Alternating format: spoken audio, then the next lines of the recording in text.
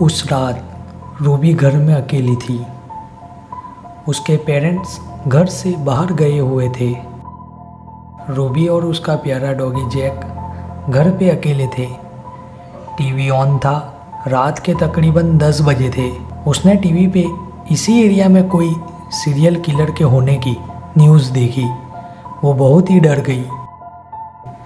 उसने सोने से पहले घर के सभी डोर्स और विंडो लॉक कर दिए, बट उसने बेसमेंट का डोर लॉक नहीं किया, सिर्फ बंद किया और वो बेडरूम में जाके सोने की कोशिश करने लगी।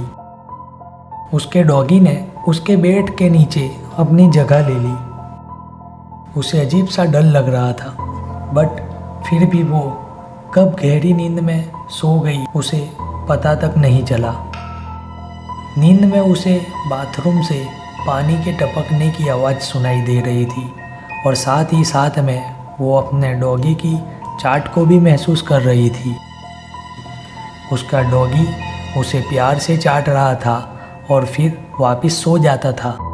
थोड़ी देर बाद फिर से उसने एक बार ज़्यादा ज़ोर से पानी के टपकने की आवाज़ को और चाट को महसूस किया।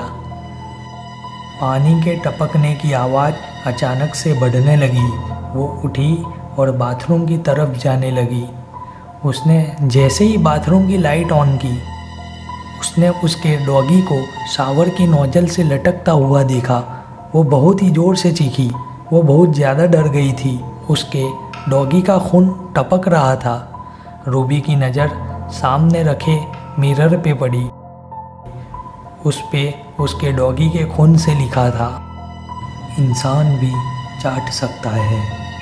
रूबी को ये बात कभी समझ में नहीं आई उस किलर ने उसे क्यों नहीं मारा और सिर्फ उसके प्यारे डॉगी जैक को ही क्यों मारा।